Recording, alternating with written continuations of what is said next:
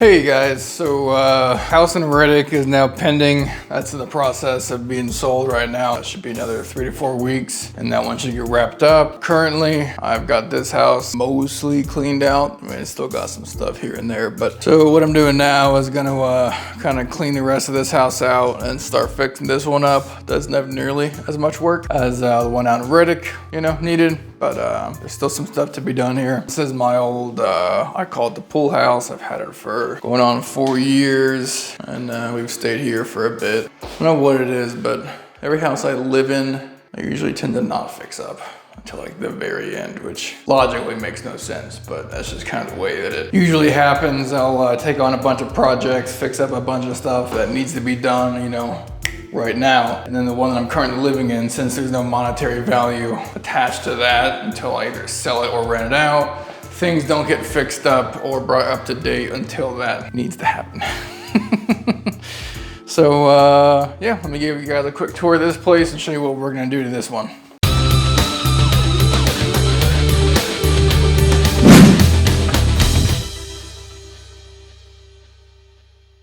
All right, here we go, the outside.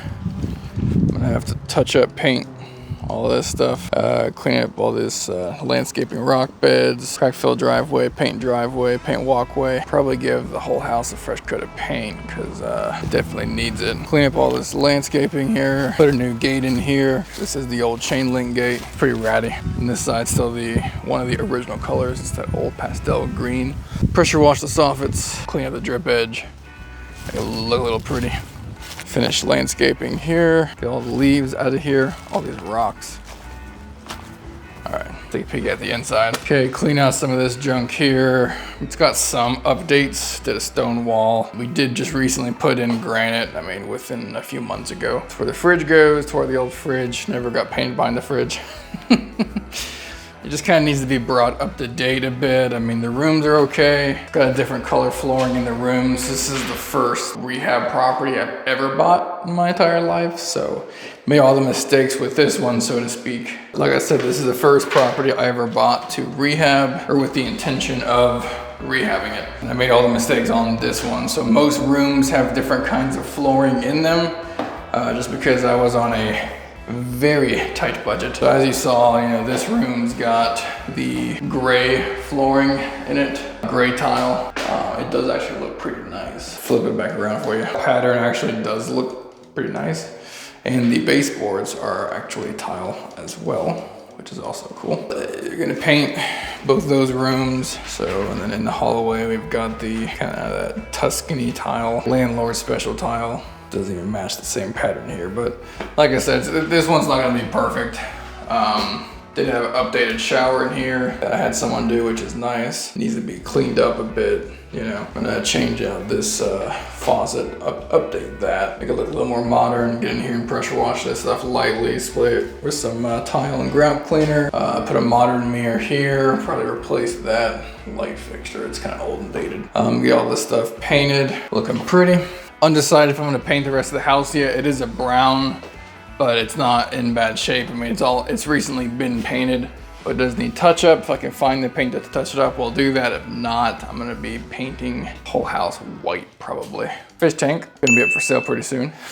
It's my old 100-gallon tank that I built the stand for. This room's kind of like a flex room. It's an enclosed garage. Gotta repaint that baseboard there. This is the kind of off to the side bar area. Matching cabinets as the kitchen. Got a stained shiplap wall on this side as well as the back side. This side's got a polyurethane gloss coat on it. Gives it kind of a shine.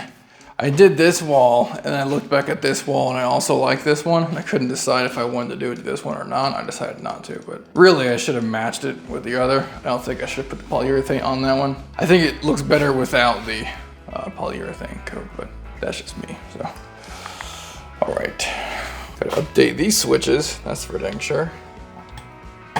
All right, it's the laundry room. I still have to stain this stuff up here. It's not gonna be that hard to do, but just, a few more things to add to the list of stuff that needs to get done. This room's got like a chair rail particle finish with some trim above it. I also have some more cabinets up here in the laundry room. Gotta attach that door. New hot water heater. There will be a new AC. This is the original AC of the house. Still works fine, so it'll stay in there until that time comes, which will be in a few weeks. But the main thing here is ceiling work.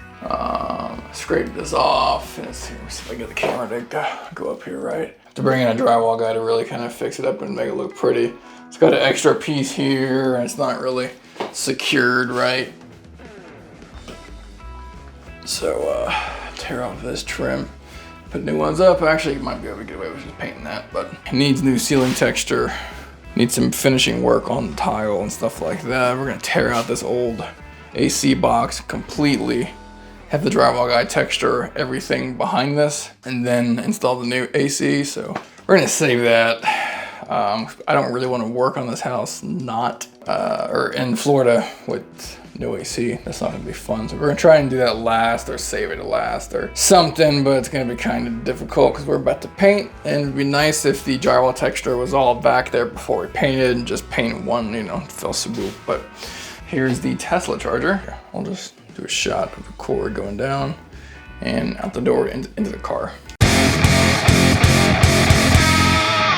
At our new house currently, the garage is full. Even more crap from this house in there. So I'm having to charge the car here, run it through the old dryer plug and out the side of the door. Be able to charge the Tesla.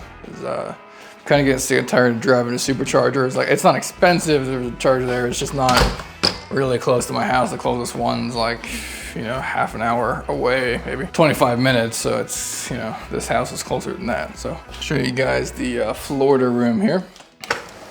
Again, more crap that I've got to clean out. Little mountain bike hitch rack for the Tesla. This is the Florida room.